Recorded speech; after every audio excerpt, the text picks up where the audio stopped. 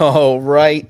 All right. Good morning, good afternoon, good evening, wherever you are in the world. My name is Bison, aka Bison Trades, over on Twitter.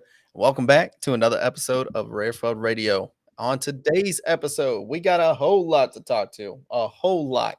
We got Mad Lads was absolutely face melting, blistering pace, record setting volume, especially in a bear market. Oh my goodness. Imagine if they launched during OK Bears times. This thing would have absolutely ripped. Probably straight to 5 million volume. Who knows? They have set some insane numbers. We also have Oogy reveal. Oogy is finally revealed on a great mechanism. Everybody who I've talked to who revealed pods absolutely loves it. Heist. We've done really well. I'm really impressed with how we turned out, especially in the face of the aforementioned, Mad Lads and Oogy reveal and everything like that. We still held up relatively well. On a little bit of a pullback right here, but that's always healthy, right? When you go 3x, always healthy to see some top profit taking. So kudos to everybody who got in for whitelist or bought the dips or anything like that. And it's having fun right now. Just playing the game. We got a ton more features coming up. We're also going to be talking about Sui. Sui, yes, that is the alpha. I will tell you right now. In May, a lot of people are going to sell in May and walk away. I think Sui is going to be king at least for like a week or two. Go on that gold rush, and then what happens after that? Probably a decline. And I think there's longevity to Sui. We'll also be talking about all the mints we got coming up after we have this digestion period, is what I'll call it. Over the next month or so, we'll probably have a lot more liquidity flowing into all these projects that we had over the past month or two. A month digestion period, and then going into maybe like late May or June. That period is going to be a ton of different mints coming in. So whole lot to talk about. We'll have NFT showdown. We'll have our NFT picks for Alpha Corner, everything like that. Manny's talking about BRC 20s. Yeah, there's definitely some alpha there as well. They launched their own token standard basically, so you can trade shit coins over on Bitcoin now. They're just getting everything they hated. Literally, I've known Bitcoin maxis for the longest time. These dude have hated tokens. Anything outside Bitcoin was terrible for them. Now they are getting exactly the medicine they hoped they weren't delivered. So, you know what? It's beautiful to see. A degen's going to degen wherever they can find liquidity. They're going to go for it. But without further ado, let's go ahead, bring up my co-host, my wonderful friend, Dorian. Dorian, how you doing today, my man? Yo, dog, your boy's doing good because every day's a holiday and back for another one, dog. Market's pumping, man. Hanging out with you and our other co-hosts. Can't ask for anything better, man. Yeah, absolutely. By other co-hosts, they mean our wonderful special guest recurring co-host now, JS. JS, how you doing today, man? Doing great. Marcus cooking, which means I'm cooking. How you guys doing? Hey, Oh, doing great. we're cooking, man. We'll wait on Joe at some point. I'm sure he'll join the show. Who knows where he's at? I need a tracker on him at I this know, point. right? I need an air tag. I need something on him. I need to share my location. I don't know what it's going to take. I need a shot collar on him, maybe. I don't know. I don't know what it looks like for Joe, but eventually he'll join us, share his wonderful wisdom, and dip on out. But nonetheless, let's talk about the markets because they are absolutely cooking right now. We are flying. And things look good, dude. We can talk about Mad Lads, Oogy, Heist, definitely dominating the markets. But dude, there's a lot of sleeper picks. Basically, what happens during this time is that we got a bunch of new shiny things all at once. And people forget about the old shiny things. And those old shiny things, whether they are building or not, that's what you have to evaluate. But those really have a good buying point. So going into the analytics over on TXO, TIEXO.com, looking at the volume over the past 24 hours, we have had 221,000 Solana volume. 52% of that is coming on Magic Eden, about 40% over on Hey, Tensor. They're creeping up, man. I'm telling you right now. That Yo, Tensor I volume, never go on Magic Eden anymore, dude. Ever. there's no Except reason for to. Ordinals. That's it. That's the Yeah. only time I use Magic Eden. Yeah, I mean, but I think that was like their strategy. Is they're like, well, we kind of capped out on Solana. We're losing market value. Let's just take our product rather than improving upon it. We'll just move it over to different chains and stuff. They did that with Ethereum, Polygon, and now Bitcoin Ordinals. And I feel like that's their focus now is going to be over on Ordinals, which I don't blame them. I mean, like, look, there's a ton of liquidity over on Ordinals and Bitcoin in general. So any infrastructure over there, dog. So I mean, a shout out to Magic Eden for doing it. That's a rare shout out because most of the time we're fudding them. But yeah, I'm glad that they did it because, like, man, Ordinals was down bad in terms of infrastructure, and like purchasing Ordinals now because of them is definitely eased up the process. Yeah, I mean, yeah. Let's give them a shout out for at least doing something right, and making the ordinal process a little bit better. But I'll leave it at that. Hades swap over about 7%. Literally, it's 10 to 15k Solana volume. Doesn't matter what the volume is or anything like that. It's 10 to 15k. That feels inorganic, but that's a discussion for another day. Elixir's starting to make a little bit of moves. I actually think Elixir could come in and at least take Hades swaps liquidity and volume. Yeah, I think they can at least do that. I met Swerver over in NYC. I know we all did. Swerver's the man. And I love Drewski too. So I am bullish on Elixir. I think they can capture some of that market share. Basically, the alpha for you guys is if you aren't using either Soul Sniper, which is what I use most of the time, or Tensor, you are doing yourself a disservice. Like it is flat out the truth. You're not seeing all the listings. You're having a worse time. It's just point blank period how it works out. So when it comes to that, yeah, what do you guys think about the market right now? Let's go over to Dorian and then JS. Man, the market's popping right now, man.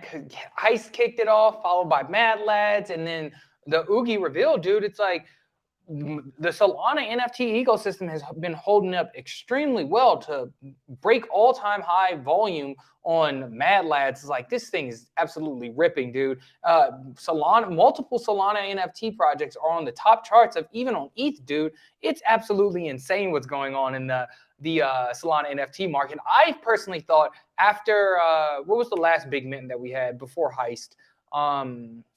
I forgot what it was. Anyway, I thought we were going to have that little bit of a lull, and then, this spikes up real quick and wouldn't be sustained too much and go back into a bearish mode. But no, man, it seems like the Solana NFT market is more alive than ever, man. I just feel bad for my boys over on Polygon who bridge their utes. No volume. Jesus Christ. Yeah, Polygon down bad. It's recovered magically. Look at that. Magically it recovered overnight. I think they saw the numbers and they deployed capital or something like that because that's what Polygon does. But that being said, yeah, I feel for them over there. Immutable X actually doing pretty good volume as well, almost breaching 1 million according to cryptoslam.io. But Solana is crushing right now. I mean, if you look at Ethereum, it's still about 3x the volume of us right now and about 3x the buyers. That being said, doesn't feel like it, dude. Ethereum just feels like it's a bunch of blur farmers and everything like that. I know a lot of floor prices are suffering because of it, but still is. I mean, Ethereum's going to Ethereum, right? Like until further notice, Ethereum will have more liquidity. It'll have these bigger volume plays and everything like that. But it doesn't feel like there was 23,000 buyers over there. It feels like a lot of people came over for Mad Lads. But JS, what do you feel about the market right now? Yeah, I think what I always like to talk about is the underlying token and how that narrative kind of incentivizes people buying NFTs. And I think over the past week and a half, prior to Mad Lads minting, we've seen a lot of Polygon FUD.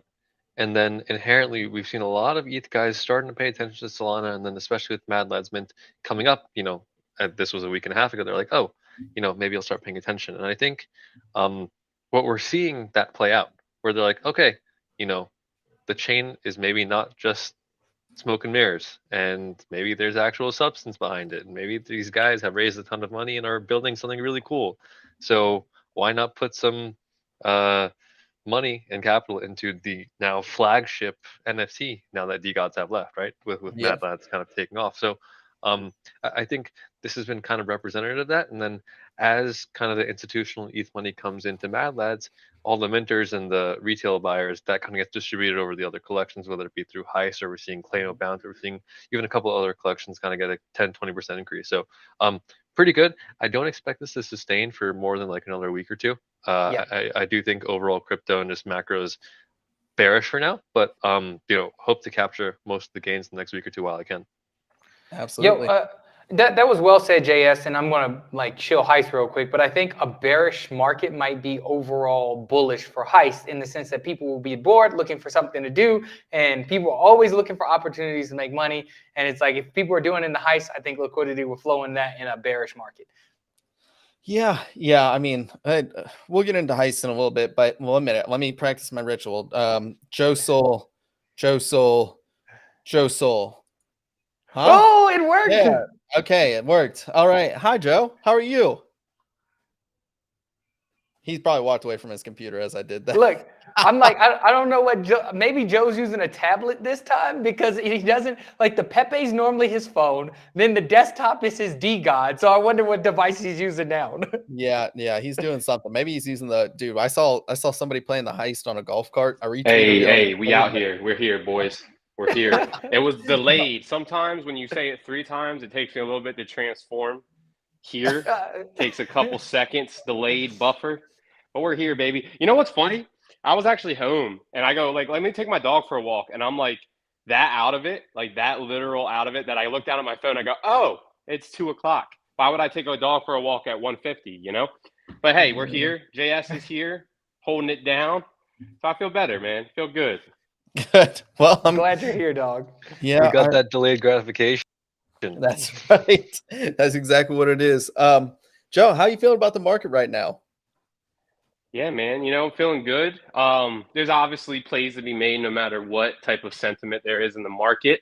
Liquidity rolls. So you always just, you know, as you see these big hype things start to play out, like I posted, you know, Heist, Mad Labs, you start seeing these real strong psychological numbers hit, like 20s, 50, 80, 100. Like, you know that liquidity, the profit taking has to come at a certain point. And when you don't see really any coming, like at all during the run ups, you know it's going to be a waterfall spillover. So it's about front running that and like where's that liquidity going to roll to? Probably trusted projects that haven't been talked about a lot. So that's where I'm at right now. Just, you know, rolling my liquidity to the next play, to roll again, maybe back to stables, back to a validator. But I'm always trying to just move liquidity with the market. Just checking out sentiment and trying to follow, you know, front run volume really at this point, right? So that's where I'm at. I think that macro wise, obviously, still sketchy for the dollar, sketchy for risk on in general. But if you have like a slush fund where you don't really looking to take USD profits, you're looking to kind of compound underlying risky assets for the next bull macro swing and compounding, you know, for just that macro mindset. That's where I'm at right now. I'm not really looking to pull USD value from any trades right now, more or less compounding SOL while it's under $25, you know, and any way I can. Yep. Well said. I mean, look, I don't think there's anything wrong with profit taking. It's one of the things I've been saying. Like, if you're in profit, especially in this market, when we don't know what the macro is going to look like, do your thing, boo boo. And this is exactly what I expected with the Heist. A little bit of an extended run because there wasn't much profit taking on the way up, especially over the weekend, because I thought there was going to be with Mad Lads. And even Oogy came in and we still held up pretty well. Now, I think profit taking is happening now. You know, while again, people just the game's been out for a week, and I'm sure people are already like win new features and stuff. That's just how Solana rolls too. So, look, for me, it was always about identifying good ranges. And I know we talked about this earlier on the show, JS, where like, okay, this is a good time to start identifying ranges of not only these projects, but the projects that were shiny before are less shiny now because the new shiny stuff came out, and making them shiny again. And so we'll talk about that a lot. But first, let's get into Mad Lads because I mean this collection, man, is absurd. Over the past 7 days, which it's only been out for what, 4 days now, has done 768,000 Solana volume. It is now at a floor price of 80.80, if according to Tensor, maybe even lower on Elixir, which Soul Sniper would capture, but it's gone nuclear. I mean, and I think this is a byproduct of a few things. One, everybody trusts Armani and company, and that's good.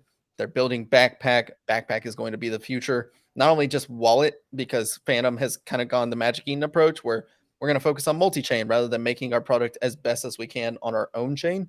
And they're coming in and saying, well, not only are we going to be a better wallet, which there's still some features I would like to see transfer over from Phantom over to Backpack, But when Backpack Mobile comes out and we have the Saga, which is going to be in the hands of more people, and they continue selling that, I think Backpack's just going to take over, not only because of that, but because of XNFTs. And we talked about this for forever. This is the technology that I think pushes NFTs to that next echelon of what can they be, is building basically a programmable layer on top of NFTs. So XNFT stands for executable NFTs. You can actually run programs. They have some basic ones in the wallet itself that are already installed. But with Mad Lads, you kind of saw the power of it. When you minted it, or if you like had whitelist or anything like that, you actually got to find your Mad Lad on a rug, is what they call it. That's why their whole advertisement was, "We're a rug." It's a rug, and it actually turned out to be the Mad King or whatever you want to call it. And yeah, it was kind of fun. I know a lot of people have mixed reviews on it. I was kind of the sense of, why would you implement the CAPTCHA device, basically, where whitelist had to go through and say a bunch of things to a bot, or not a bunch of things, but a couple different phrases that you had to find out, and then mint whitelist. Why wouldn't you do that for public too? Because they had a botting problem. They honeypotted it, that's an interesting discussion too. I don't know how high level we want to get on it, but that to me opens up some legal ramifications. I talked to some people who are more legally apt than I am, but honeypotting people could be viewed as very risky and opening yourself up to legal action. So could be something interesting there. Nonetheless, minted for 6.9, now 80.80. That is over a 10x in 4 days. People are going berserk. They're coming from ETH. All the soul whales are into it. All the people that are wanting their first NFT are like, this is good. We got VCs in it. I mean, all the people that have the liquidity right now, especially in this market, are aping into this stuff. Guys, I don't even know what to make sense of this. I mean, like, I think it goes to 100 at some point. Like, it feels like the profit taking is few and far between. I think it has a nice little another leg up, and then leading into the snapshot, which is going to be on the 29th. So in 4 days, probably a week from when it actually minted, it's going to have a snapshot. I would imagine it's for the 33 one-of-ones that have yet to mint. If you're looking on Tensor, it's 9,967. That adds up to a 10K collection. What are our thoughts on that? Let's go JS first, then Joe, then Dorian. Oops, sorry, I was moved there for a second. I think in hindsight, this was so obvious, but also not at the same time, right? It's like, it's one of those, you're like, everyone's saying it, and because everyone's saying it, maybe it doesn't pump as hard as it does, but it did. And the question is always, can you bring outside money or either VCs? And it did. So I think they're also taking a play out of the Plano book and realizing that they need to have kind of events in the short near term, like 2 weeks out. Let's say the airdrop in a couple of days here, and just keep doing that back and forth, back and forth. And the great thing is that they've said this collection has no utility, so they're not beholden to do anything. On the honeypot side of things, that was really risky. Initially, I was a really big fan of it, but then as I realized that not only is it probably legal ramifications that are not positive, especially for a collection with no utility, people who manually minted got honeypotted, and if that's ever a question, that's really, really bad. So I think they were quick on their feet to just say, okay, we're just gonna refund everything. But I feel like there has to be a better way to punish botted users besides a honeypot, or if they had that kind of warning beforehand, I think that changes things, because I know they hinted about punishing people who botted, but they never said we're gonna just take your money and leave you out to dry. And even if you have terms and conditions that imply that or state that, I still think it's probably illegal. Yep. Yeah, that's kind of where I'm at too, where it's like, why? Again, I just don't understand. You basically had a built-in CAPTCHA when when you were doing the whitelist process. Like, I had to do it, and I went through and I typed in with the chat. I'm like, this is sick. I'm sure some bots could figure it out, and then you can brute force it that way. But if you didn't figure out ahead of time, or if you, I'm like, I feel like they had a bunch of possibilities that they could have done, and they chose honeypot, and that just, to me, is like, are we sure that's the route we want to go? I'm the same way, JS. Initially, I was like, yeah, I got those suckers. And then I realized, like, people who are manually doing it, also, some of them got honeypotted. And that ain't it. that's like, okay, we can figure. Now I will give them the benefit of the doubt. They tried something new. That's cool. I don't think my benefit of the doubt helps them on the legal side though, and I think that's the one thing that's like, probably watch that. But nonetheless, I think the fact that luckily I was able to trade my way into a Galaxy skin. It is risk free, and I'm happy with that because Galaxy feels like, I'm not a skull or anything like that. The flaming skull, which feels like the most exclusive now, over there. But having exposure to Armani, Tristan, the rest of the backpack team, what they're able to do, not only just with their Web3 experience with Coral and everything like that, but and Alameda before, the FTX collapse and everything.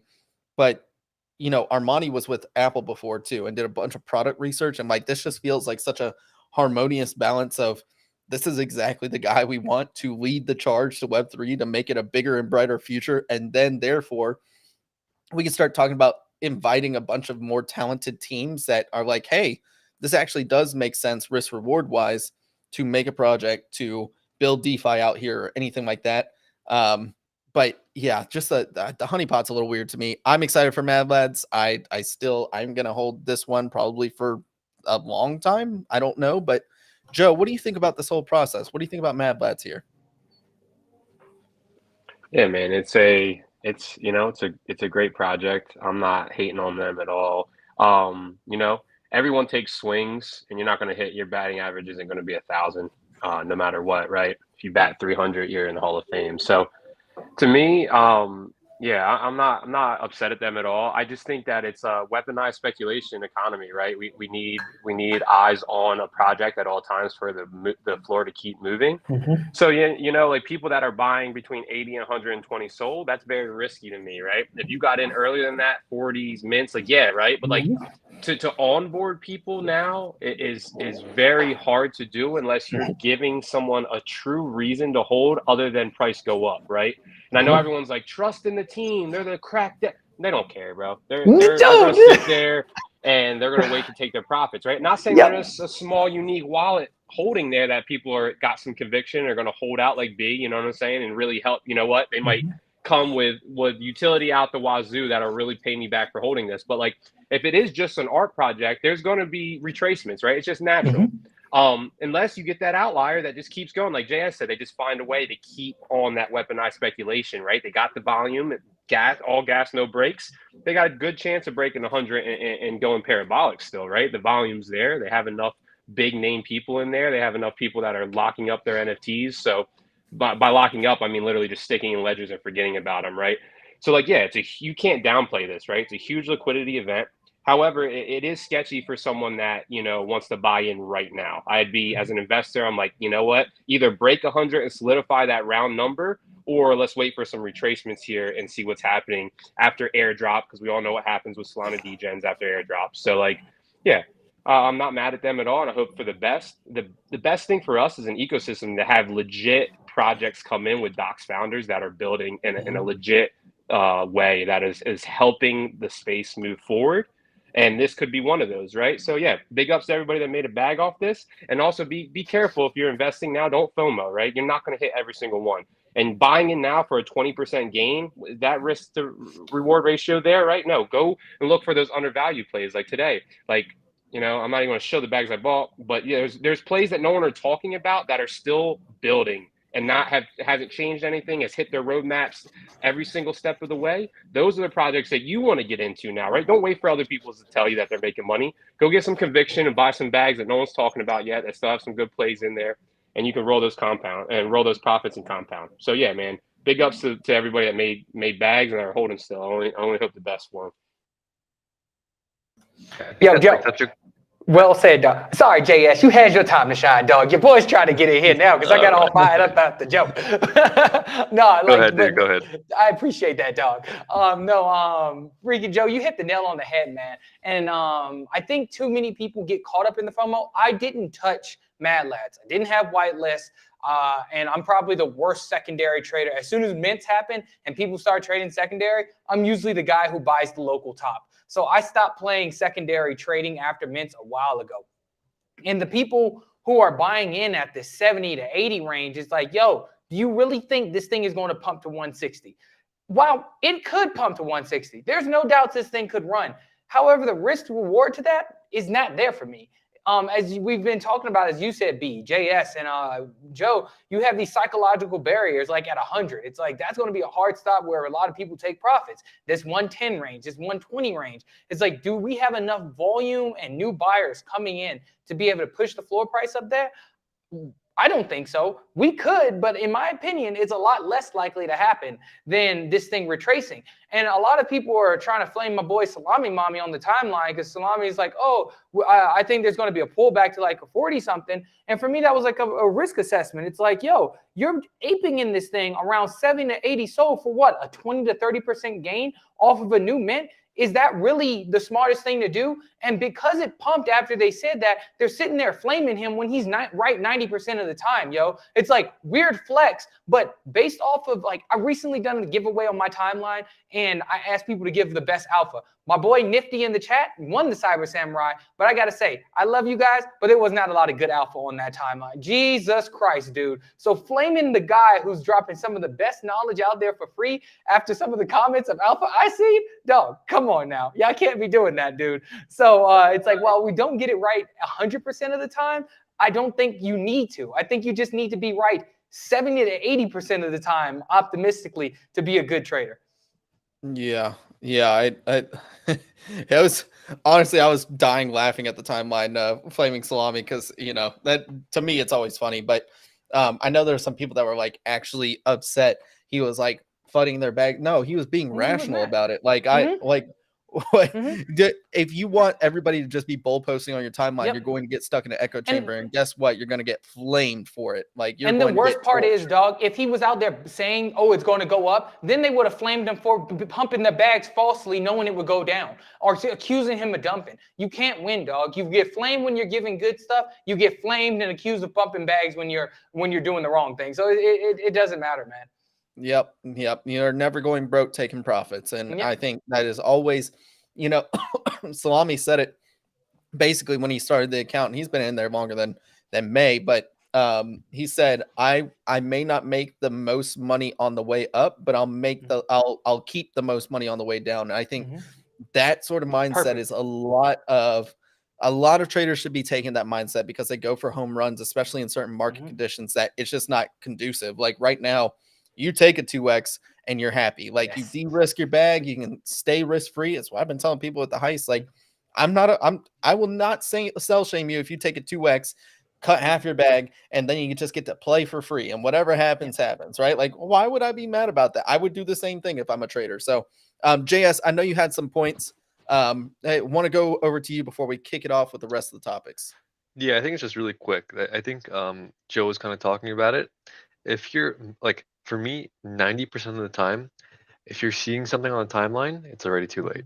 Yeah. And it's like, because just the way kind of human psychology works, I follow this kind of profit-taking strategy 90% of the time. It's like, if I'm sharing my profits with my friends, I got to get out of that trade right now, because otherwise that shit's going down. And it's just somehow uncanny that as soon as that kind of peak euphoria hits, that every single time we see a retracement. And I think it's very important to balance understanding profit taking and just managing risk. Yeah, 100%. I mean, I could not agree more, JS. Like, you start seeing it show on timeline. Like, if you have a bag of 2, which I always tell people to buy NFTs if you can in a bag of 2, because it just helps with like, okay, if I see it on timeline and I'm 2x plus, I can then sell one and keep a moon bag. And it was the same thing with tokens in 2017, 2018. That's how it helped save my portfolio to some extent. Even though I was way too exposed and like didn't always take that advice, it is way easier to speak it than practice it sometimes. But dude, buying 2s would be like one of the best alpha I can give to, because it helps you take profit in some way, shape, or form, or use mortgages from Famous Fox or core from UGS or loan on Sharkyfy. Like, you have a bunch of different ways to, in a illiquid market, make yourself liquid, or to cover costs, or to help mitigate risk. Like, there's no shot that you should be able to just hold a bag and have complete risk on, especially in this market. So I completely agree, 100%. There's a lot more to talk about too. We got Oogy revealing over the weekend. They did it. Now I know I talked to Justin. Didn't meet Andy. Everybody talks. They're like, oh yeah, I met Andy in NYC. All I met was Justin. So I'm not sure where everybody met Andy, and nobody else met Justin. I got to meet Justin. I talked with him for like 5 minutes at the Clano party, but we were talking back and forth. Heist pre-mint. He was still working on reveal, and we're just sharing the grief of like, oh man, it's so hard to build sometimes, especially in this market when people are win. Now. Can I get it, please? And with Oogy, I'm so glad they revealed. Everybody who had an Oogy pod said it was an excellent reveal process. Couldn't be happier. And the markets responded well to it. Usually when we see these reveals, we see a dump, which we did for a little bit. They dropped down to like 20 and are all the way back up to like 27 or something like that. Did really well. I'm curious if you guys were to play Oogy, and I'm not saying you have to or you are or whatever. I'm curious what you guys' plays are here, because we have 3 and we love, thinking about this in a very high level perspective. We did it with Clanosaurs all the time, still do. But what's the play here with Oogy? Because we have the revealed Oogies, we have the Oogy pod, then we have Ooze too, which you can then burn one to reveal to do a second reveal, basically. Like you can run the risk of running another one, right? And then you can burn 2 for a second time, and then after that you're done. Like you get no more reveal process. So I'm curious to see what your guys' thought process on Oogy is if you were to go the Oogy alpha route. Let's go Dorian, then Joe, then JS. Yeah, man. If I went the Oogy alpha route, man, I'd probably just pick up an Oogy, man. I don't fully understand the Oogy ecosystem.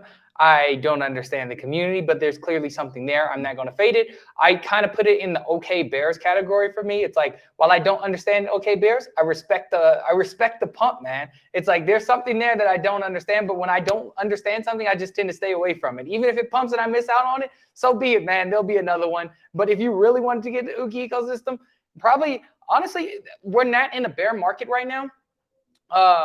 So I probably just waited a little bit. We can get, once everybody's arguing on the timeline again, that's probably when I go shopping right now. Volume's up, people seem a little bit too excited, so I probably wouldn't touch Oogy but right now. But yeah, I definitely look up to pick one of the NFTs if we're on a pullback. Yeah, I agree. I did flip one for like 4 soul profit, yay me. Yay. But I do think there's some value to be exposed to Oogy in some way, shape, or form. And I like the fact that you can do it in a multitude of ways. If you want to think about it like YouTube's, you can, but I don't know if I would, because you can reveal up to 3 times. Like you have the initial reveal, you have the second reveal, you can burn an ooze, and then the third reveal, you burn 2 oozes. So it's like, I don't know if I can think about it the same way. And I'm curious to know people's thoughts. Let's go to Joe next and see if he's around, because I see his connection is absolutely down bad, and if not, we'll go to JS. Yep, there he goes. JS, what do you think about Oogy right here? Yeah, I think it's an interesting point, because you're comparing it to use and stuff, and I think you're right. You can't really do that, because when you can reveal 3 times, people are just going to keep re-rolling until they hit a rare, and once they hit the rare, then what's the point in having the reroll? And it's an interesting mechanic where it's like the opposite of Utes. I feel like as more and more of the collection gets out, the closer and closer the price will be between the unrevealed and the revealed, because there's just a less of a delta between the basically high rolling outcome. If you get a 1 of 1, yeah, it's like 200 soul, but like how many 1 of 1s are left? I actually don't know, but I don't imagine a lot, because that's why everyone spent their money on ooze in the beginning. So yeah, I would just buy Oogy. I think I feel like I've talked about this before, but you can never buy a community, and it feels like the old D-gods who've gone to ETH have found their newfound community in Oogy, and whatever that support is, it's not something to be reckoned with. Yep.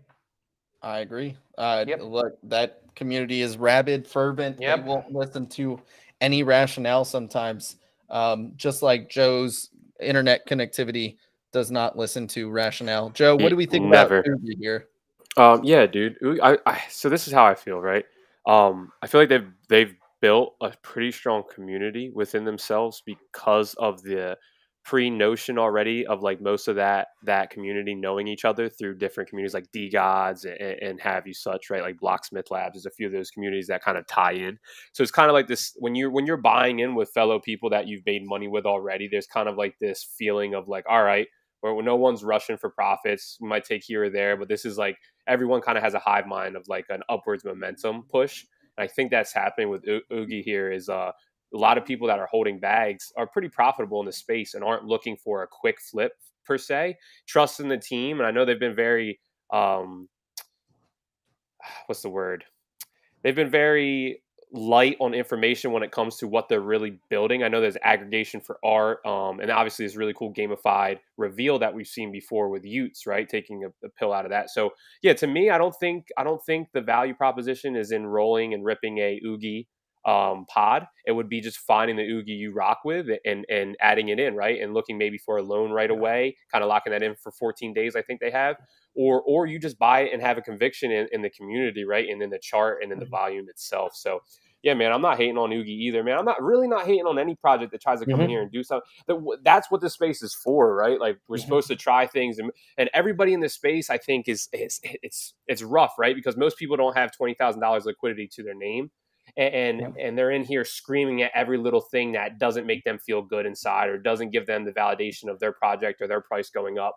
So it's like you're seeing an echo chamber, and it's exponentially shown to you, right? If you're in any other market, like a wide, very macro, big market between, if you're trading currencies or you're trading commodities, like you're not going to feel this like we feel it here. And I think people are very emotional. And then you have a tap to that. It's like you're tapping a maple tree. That maple's right there for you when you go to crypto Twitter, because that is a platform for all the for everyone that's feeling slighted. So I think we're seeing a lot of that, which makes me feel good. I feel like we have 4 to 6 months left of this before we start seeing some macro bull news, right? Like I've been here in these markets before and I've felt this sentiment. It's a lot easier now that I'm in crypto Twitter. Before it was more or less my trading buddies and through here, but it's funny being here in crypto Twitter and hearing Oogy, hearing Mad Labs, and hearing how mad and like upset. And I mean, there's left side and right side and in between, and everybody has a strong opinion. And to me, that means that we're getting closer and closer to that point where we're like, all right, bottom has been seen. So yeah, it's bullish for me, believe it or not, the sentiment that's on crypto Twitter right now. And for Oogy, man, yeah, I hope the best for them as well. Yeah, I'm I think I'm in the same boat, man. I think I would, it's going to be funny, and I actually think it's true, is I think Oogy will, because I was looking over some of the stuff that they're trying to implement, Art Finder and some other tech. I actually have a town hall coming up tomorrow at 5 p.m. Eastern Standard Time. I want to try to get into that. Of course, it's right at the same time as Easy Show, so a little bit bearish. They don't do, because you got to do spaces analysis, and like I will tell you right now, it's what we did with RareFUD is like 2 p.m. Eastern. That's really when there's not a whole lot. Yeah, it's usually quiet from like 2 to Easy Show. Basically, it's after No Fluff, after some of the morning shows and everything like that. And so you have to do space. That's just a little alpha, on the social sentiment side. So it's going to be at 5. I want to try to pop over there because I think they will. I'm going to laugh when they actually implement, more tech in a shorter amount of time than D-Gods. That's not me fudding D-Gods or Dust Labs or anything or that ecosystem, but I actually think they might. And the case is, here's my 2 things I love about Oogy is that I actually think they could implement it. I love their community. 3 things, and I love their art technique. I do not like the base model, and that is the one thing that always like I look at the base model and I'm like, God, it looks like a pig bat, dude. Like I don't. Dude, yeah, I'm not fun Oogy, man, but nobody's rocking the Oogy PFP on the timeline. I'm sorry, dude. I don't see no Oogy stands out there, man. Yeah, I don't know. I do see a lot of people saying somewhat the same thing, and usually that's like, okay, well, if everybody thinks that way, there's probably something here. But I don't know. I'm just kind of on that sort of vibe with it. Like I love Justin. Everybody says Andy's great. I didn't get to meet him in NYC and haven't had any interaction with him. Community's great. Like the art technique. I think they could build some cool tech out, but just the base model, and that's like curb appeal, right? It's like if I'm, I sell real estate. If I'm looking at pictures and the very first picture I see is not appealing to me, I'm probably not going to look at the rest of the pictures, which is what you need to do with NFTs. Like, you have to have that curb appeal. And I don't know. That's just my 2 cents, not funding them. If they like that art based model, I think that's fine. The art technique, again, great, awesome. But if I wanted art, I'd go over to the one-on-one side, right? Like, that's, you know, you got to have the whole package and got to have the curb appeal. Let's talk about Heist. Then we'll get into just the absolute storm that is Sui and all the mints coming up after our digestion period. Heist on a little bit of a pullback here, which is healthy. I knew we were going to kind of reject at that like 20 level. Buying at 20 felt like very risky to me after we did like pretty much up only. After our first little sell off from like 9 to 7, basically, it was pretty much up only. And I knew at some point there was going to be a more substantial sell-off. This is healthy to me. I'm happy with this. This is the kind of price action that I'm like, okay, we can build upon this. We don't have, our cost of entry isn't as high as it was. Nana is actually at a pretty good price of entry, not financial advice. We're just bozos trading JPEGs on the internet. Please do your own research. But this is healthy price action to me. We do have a lot of people playing. We're at 85% of the total NFTs playing the game. To me, that's a win. That's an absolute dub. This is coming from, a lot of crypto Twitter and NFT Twitter was saying that 20% of people wanted to play the game and 8% wanted to flip, which I was like, bet. All right, cool. I'll take that. And we just let our product deliver. Now, we did have some updates today on quality of life. We do have cosmetics, just to give you guys the alpha. If you guys are listening to RareFUD Radio, are going to be scheduled. We're trying to schedule them for every Wednesday. So they will be out tomorrow. We're trying to give everybody a fair chance of getting cosmetics, because if you're like me, I was very upset I didn't get Super Saiyan hair. I really wanted it. And because we had a network issues getting into the game, that was just really frustrating, and I wasn't able to get one. So we're trying to make it to where everybody has a fair shot at getting cosmetics in some way, shape, or form. We do have a bunch of cool features coming out. It'll probably happen over the next 2 weeks. So keep an eye on the chart. I'm having a ton of fun playing it. Just what I'm doing right now is that during the day I go on Heist, and then right before I go to bed, I send everybody over to gas station to go get some items. Same.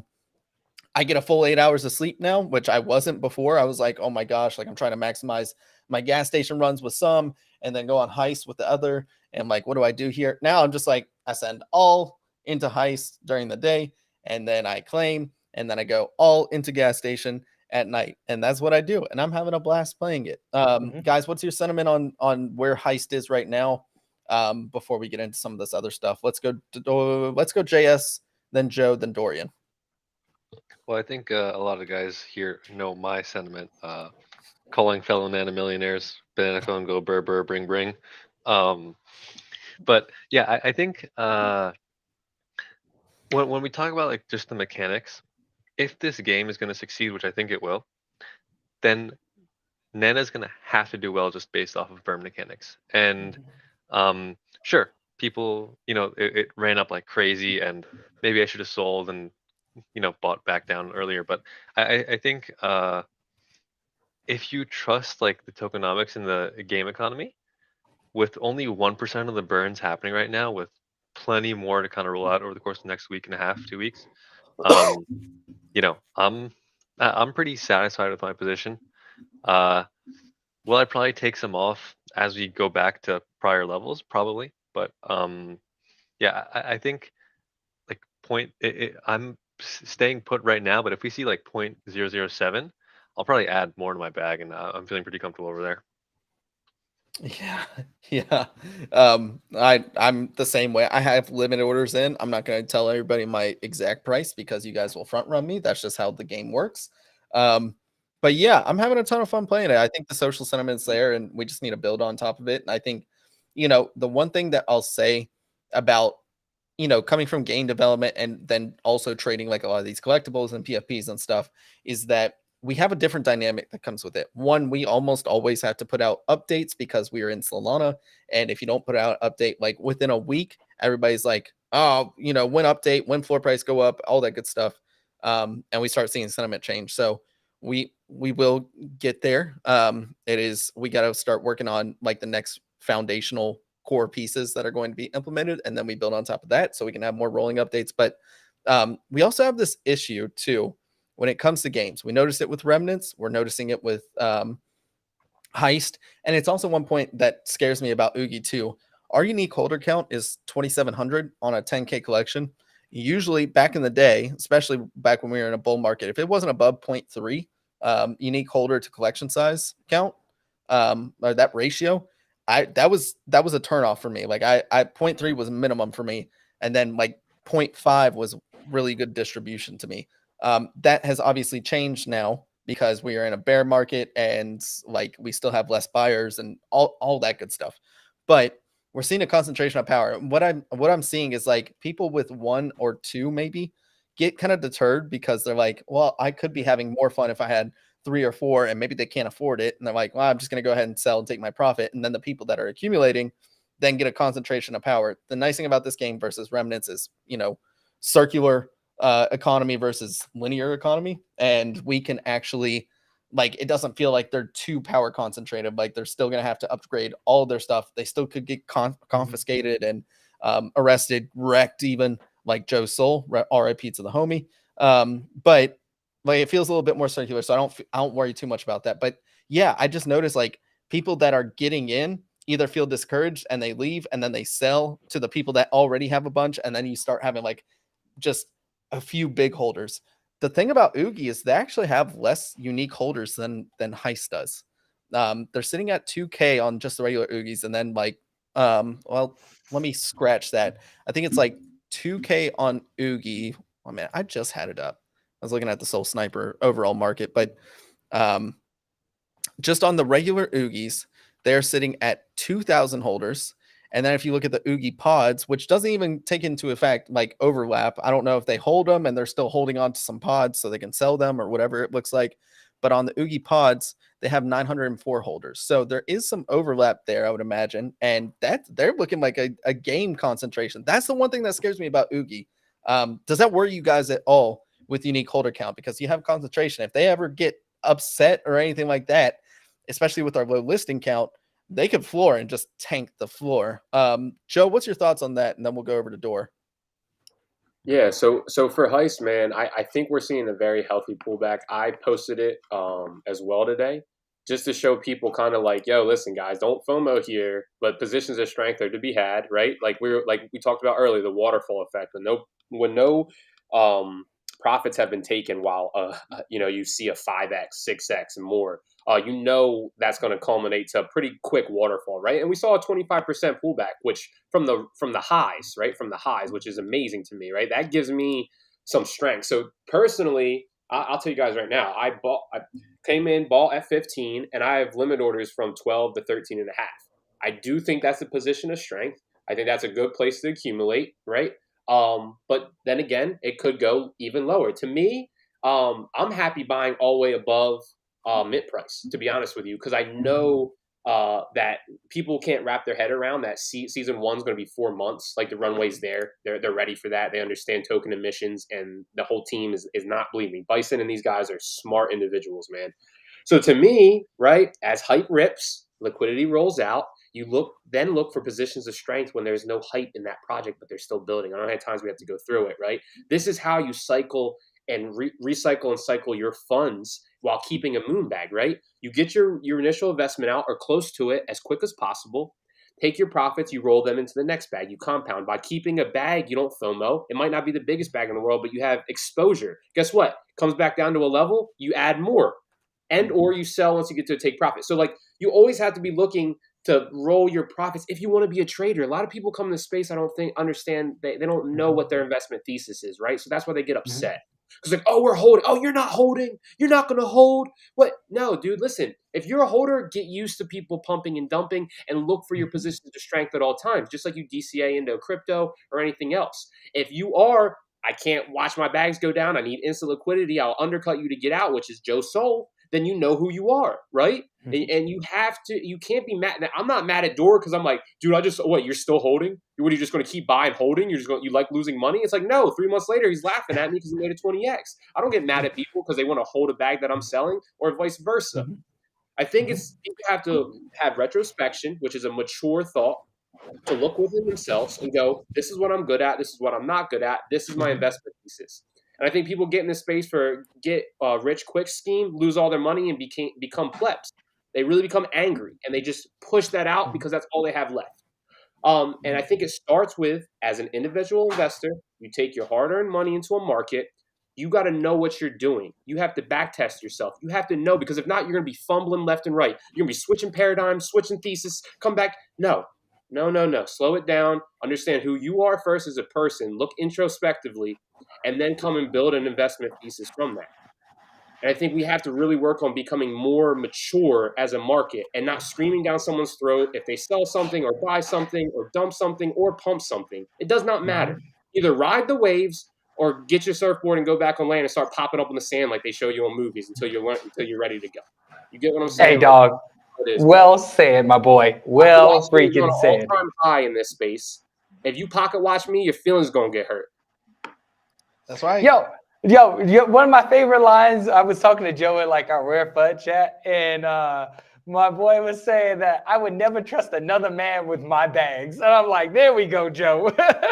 It's true. I mean, that's look, that's the whole point of this show, is that like, we're going to talk about what we know. We're going to talk about how we view things, but our risk, not your risk, our time horizon, not your time horizon. It's the same thing we said a million times, and we'll probably say it a bajillion more, like it's just cold hard facts, and people have different risk tolerances. And some people FOMO in, and then they get like hurt when they see like, oh, it went down 20% in like a day or two. Like, how could you do this to me? Well, have some long-term vision there if you're going to be a holder. And if not, why did you buy in when it was already overextended 3x? Yep.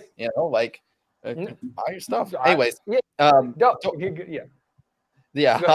Dora, I'll let you I'll let you go, and then let's go ahead. We're gonna go into Alpha and NFT Showdown because we don't have enough time to talk about Sweet. But all right, Dora, I'll let you say your piece, and then we'll go over to that. Nah, man, you boys been cooking, dude. I completely agree with everything y'all just said. It's like, and the one thing I love about our show is that you literally have every trading style under the sun. You got Joe, who can't hold on for anything longer than 2 hours, but he's a master of his craft, and I don't know anybody who does it better than him. It's like, then Bison's a mix of me and Joe. Wow, your boy here will be holding on for things to like 2 to 6 months at times. So it's really, you have a variety of trading styles that you can adapt to whatever you think is best and learn from our trading styles. Don't copy trade us, but learn how maybe, oh, this style is more fitting to me, and I'll try that out. But that leads me into the heist, man. I've been cooking with the heist, dog. Been loving it. It's been a blast. I forgot yesterday was Monday. I thought it was Sunday, but I set my alarm to do more heist runs, but I didn't set it for work. So that shows you where my priorities are.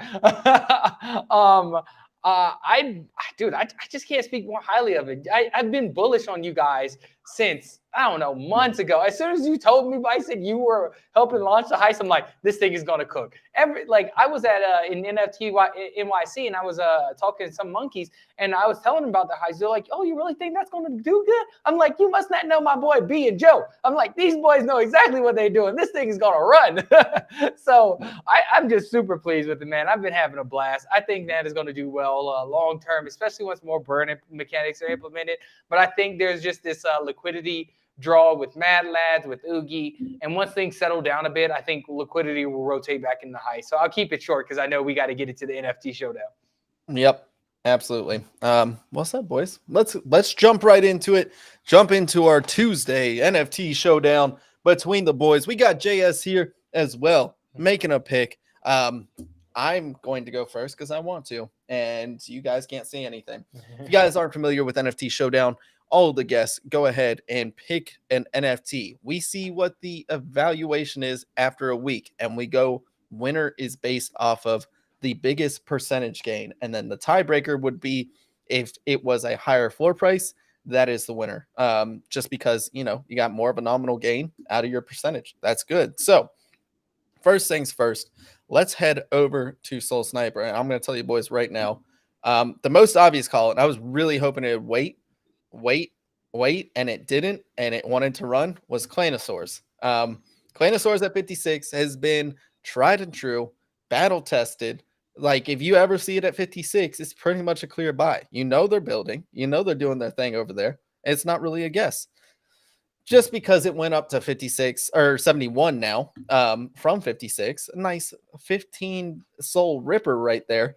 I'm still going to go into the ecosystem. It's something we've done a ton on the show over the past few months. Clay makers. I'm going to go clay makers. I think clay makers right here. If I'm looking over on Tensor, we're going to use that as the floor just so we have something to go off of. But if I go on clay makers, we know they're deflationary. They're going to be used in a variety of ways. I think that stuff is coming because they already talked about pizzas being companions now. Interesting shift over with that too. We could talk about that on another show, but clay makers right here. It's 4.21 for the floor clay makers. I'm going to go ahead and lock it in right here, and we're just going to ride with that. So clay makers 4.21 for me. Who wants to go next? Yo, I'm gonna go next because I don't want nobody stealing my thing. It's just the whole ecosystem trend pump. It's like once the primary things, other things usually trickle down. Ain't gonna take much to claim as always. I'm gonna go with croissants, smallest collection of the other airdrops. So I think it's an easy play there for a nice little croissant pump. They were already teasing armor, so I think one announcement can send those bad boys flying. Okay, going with the clay ecosystem. I think that's a good call. I will tell you guys my backup picks if I had to, but I just want to walk in Claymaker. Door is going with croissants. Who wants to go next, JS or Joe? So I got 2 picks in my head, and I'm kind of deciding between the 2, and I think I'm gonna roll with this. I like foxes here. I think I think foxes are like, we talk about trading ranges a lot, right? And foxes have been accumulating at this like mid 50 level for a while, and they always just seem to pump up to 70 as soon as like we get this OG hype. And I think between Mad Lads, that rotation is going to eventually happen once the airdrop is done. I can see foxes back at, sitting pretty at 70, maybe even breaking higher over the range. And if we really see some capital coming in and people acknowledging the OGs of the soul space, maybe even getting to like the mid 80s. Yeah, I love the Foxes play. I mean, one, it's just always a safe bet. You know what I mean? Like, I'm never upset, even if it went down to like 40 or something like that. I know I'm in the Fox ecosystem, which again, like you said, we're running few and far between on OG collections still delivering in this space. And they have continued to do so. Bull market, bear market, any market. I think they got cool things cooking. And I would never fade Drax or anybody on the Fox team. So love the call. Foxes at 54.4. And then we'll end it with Joe. Joe, what are we looking at here? Yeah, man, great picks by everybody. So I did deploy some capital today, and I do it with my buys, obviously, so people can't go. You're just bumping your bag. So I literally post a chart every time I buy. So I have some on the mind, but I think I'm gonna go with Blocksmith Labs, man. Smiths. Good one. Bison front ran me a week ago, and I was like, man, you know what? I've been looking for entry, made some profits. I just see they've been around forever. I mean, their devs are cracked. They have a allow list platform that's live. They have tons of stuff that they actually just deliver on. I think people forget about them just because they are who they are and they do what they say, and it's not very weaponized speculation. However, their new mint is correct. So like, I don't think that's hit the speculation hype and the marketing push yet. So yeah, front running that with Smith's call. I wish I could call Forge over Smith because I would, but yeah, so Smith's is where I'm going with. Yeah, I could not agree more. That was going to be my pick, and I was like, you know what? I know Joe just bought one. I'm going to let him have his shine. I was close to OVOs, Lilies, Lotuses. I think all of them, man, truly, though. Like all the blue chips we loved trading 3 months ago that have been still here building, like everything you guys said as well, right? Like those are the projects where liquidity is going to magnetize too, right? Because people are going to go, oh, I have a bunch of liquidity now. I have my moon bag in said project that pumped. Why not then? Yeah, I don't want to sell this soul because it's low. I'm going to try to compound it in a team I trust and I'm comfortable with, the community members, maybe my friend. It just makes sense from a financial standpoint and a social sentiment standpoint.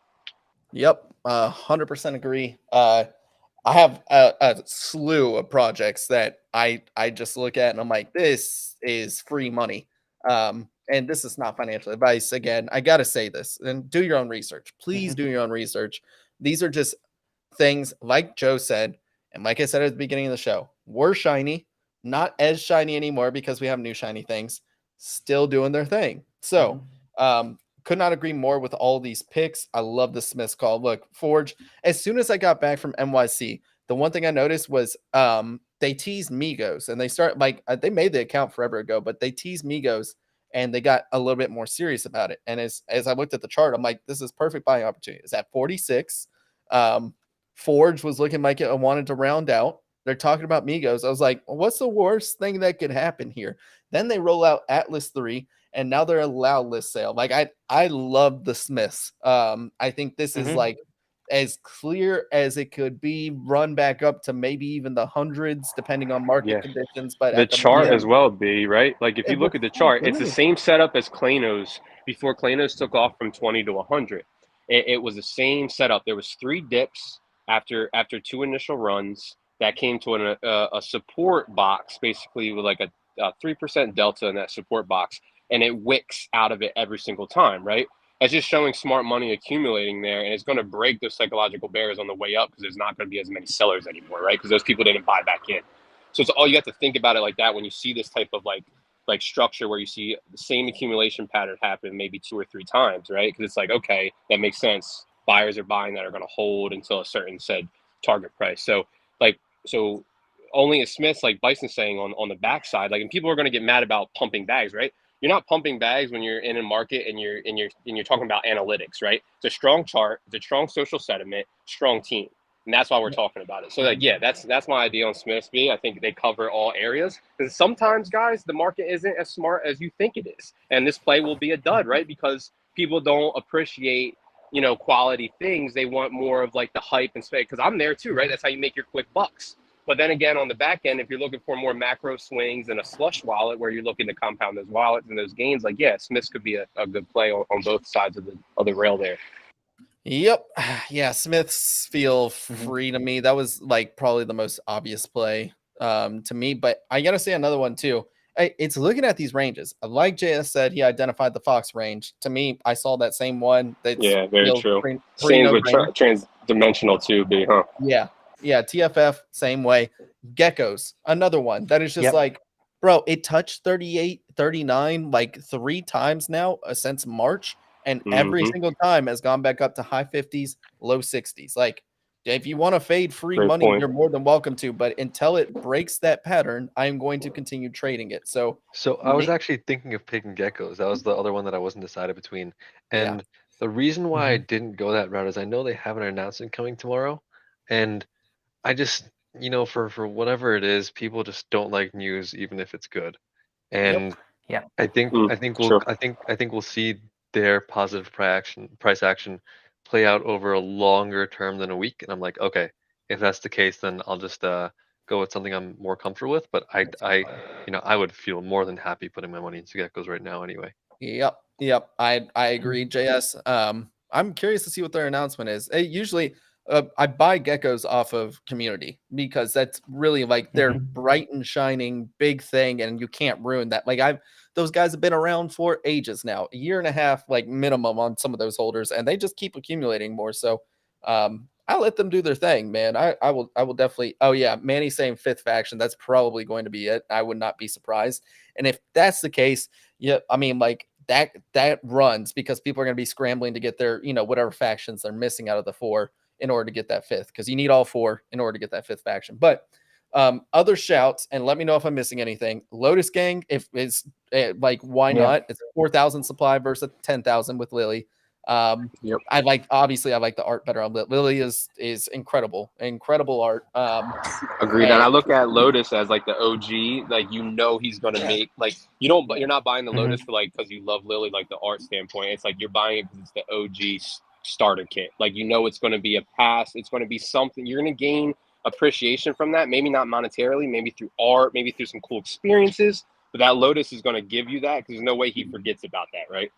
No shot he does. So and that's one of the things that I was thinking again, Joe, is what if the Lily droplets, what if you can use them to upgrade your Lotus in the future, and then you can get Lily style Lotus gangs. That's sick. That would be one thing I think of. I don't know how you make, because they're kind of like similar theme. Dude, that droplets are slept on. That's a great point, though, right? Because that weaponized speculation is there. Deflationary. What can you put them to? What are they going to do? Like, yeah, man, that's actually, you know what? Great point. Yep. Yep. I mean, just that whole ecosystem I want a part of. Wolf Capital at 4.7. I mean, Oh yeah, given. I won't fade J Shep. This looks like another good range. Dude, the charts just Yeah. speak to me right now on some of these old shiny things that aren't as shiny anymore. And ovals is another one. I mean, like, Yes. Yes. like I said, I met Swerber, Drewski. I know Elixir is going to be doing cool things. I heard Elixir X Soul Sniper, and that got me excited because that's a partnership I can see starting to compete with Tensor, in my opinion. Like if they're able to merge platforms on some way, shape, or form, oh brother, like if I that could get me excited right there. So if you want to play the speculation, I mean, Oval's what sub 15 right now. Yeah, I actually just got one, by the way. Good, yeah. I mean, dude, they reached 12, and that was about as free as it can get. Look, I just look at a chart and I'm like, I didn't realize the airdrop was even like they have so much stuff built that they get sliding under the rug again. So I've been so caught up in this hype cycle, like everybody else. I'm not talking from like a god tier aspect. Like I'm the same way as everyone else. I am a degen. I am chasing volume. I'm chasing hype. I don't care about the values of anybody. Like it's who I am. But then I start to slow down after, my dopamine and everything rushes crazy. And I go, man, I'm really sleeping on these guys that really care about this space and are really working towards like bettering this space in the long run and like adding to the infrastructure. So I go back and go like, yeah, man, OVO is like, what am I doing? Like, yeah, I need some exposure here. So it's like, I'm the same way as anyone else. It's just like, you have to learn to really check yourself at a certain point and get back to focus. Yep. So I mean, those are my calls. I know I'm missing one other one. I thought about it and then it just completely left my mind. I know there's one and I'm gonna forget it and then I'm gonna remember it. I'm gonna be very sad about it. But guys, did I miss anything that's on your radar right now? JS Store. Yeah, I think I was talking about this prior to the show starting, but I think if we do see a retracement on Mad Lads to the low 70s area, I'll buy a bunch. I think we do see some speculation leading into the airdrop, and I'm not one to hold through airdrops, but I think just people have that FOMO and they'll just hold through it. Yep, I can definitely see that. I have bids set for. God, I don't even want to say it because look, this is such a liquid asset, anyways. That even if you front ran me, like it's just moving with insane velocity. So I have them set between 65 and 69 right now. I see that 70 is probably the range. If it does consolidate, then shoots back up for its next leg, leading up to the airdrop. Are we talking Mad Lads? You broke up. I'm sorry, B. Yeah, I like that a lot. That's a great zone. That's where I have bids set. But outside of that, like I probably don't need more heist exposure. Like I'm so exposed to it. I think we're all stacked on heist exposure. I just look at this and I'm like, oh, this freaking price right here. And I know what we got coming up. So I like it's just like, well, if I buy it, then I sell it, then it looks bad. And this is the hard part about being on a team and also a trader is it's not only do I have to worry about my own biases, but I also have to worry about project optics too. So there's just a ton right now. There's so many good plays right now. I do think this is going to lead for like another 2 weeks or so, and then we may want to reevaluate like positions and stuff. So Door, anything else we're missing on your front? Yeah, man. I love that, Matt. For me, I'm like, all the plays that you guys talked about are great opportunities. However, for me, I'm like in profit taking mode right now and just like really waiting for dust to settle before I really started going allocate capital heavy in the projects. Right now, like I said, I just want to really just get a good lay of the landscape. I don't like to buy any more things when the market's this hot. I usually try to wait till peak depression happens where everybody's attacking each other before I go shopping again. So right now, I'm just taking profits and also looking at the one-of-one side of things. I've been wanting to pick up a sleeper piece for a while, so I got liquidity for that, and I'm going in on one of those pieces whenever he comes out with his next auction. But yeah, man, everything you guys talked about are great opportunities. I'm sure they're going to do well. But for me, I'm just sitting on the sidelines, chilling, and watch what happens. Yep. God, this market is electric, boys. We're having fun over here. Do we have any metrics, real quick, B? Do you have metrics on like where we're sitting with Ethereum volume, like NFT trading wise? Yeah, I mean, dollar wise, do you want dollar? volume? I guess dollar works. I'm just curious because we this is obviously the hypest we've been in a long time. So I'm just like at our highs, where are we when Ethereum's at its lows, right? Because that's where the inverse is right now. So I'm just trying to see like where that delta is right now, because I know we're two extreme opposites in our market paradigm at the moment, right? ETH is pretty low, Sol's pretty high. Yeah, just to give you perspective, usually we trade at like a 10, like ETH trades about a 10x multiple from Solana over the past few months. We are now at $5.7 million in volume. They are at 14.5 million. So we're not even 3x away. Like we're 2.5 almost. That is a large upside to Solana and a pretty deep decline. Ethereum's usually trading like 20 mil plus. So just looking at a dollar number wise, we've caught up pretty substantially. And if we keep this momentum up and keep Solana very interesting, I'm excited. This could be like a really good turning point for gaining market share going into a bull run. So like Joe said, I think 4 to 6 months, we kind of see this like stagnation sort of, but NFTs are fun and we don't really care about the underlying asset value. But I think that's probably going to be it. I don't know. I'm so on edge. I'm kind of like Door, where it's like profit taking probably isn't bad here. And yeah, just ride from there. So guys, any last remarks? We've been going over our time, but any last remarks before we head out? Thanks for everybody hanging out with us another day, man. It's always good to come in here and talk JPEGs with you guys, and then having the audience here with us makes it even better. So thank you all. Yeah, absolutely. All right. Well, that about does it for us on this episode of RareFUD Radio. Thank you guys so much for tuning in, supporting the show. Please make sure you subscribe to the YouTube right down below. Hit that big red button. Make sure you're following us on Spotify, Apple Podcasts. We do upload the episodes shortly after we finish wrapping up here. And then you can listen on your drive into work, on your drive from work, if you're on a run, if you're in exercise, whatever you want to, you can catch up on all the weekly news for NFTs. So that about does it for us on here. Thank you so much. We will see you Thursday, 2 p.m. Eastern Standard Time for the next episode. All right.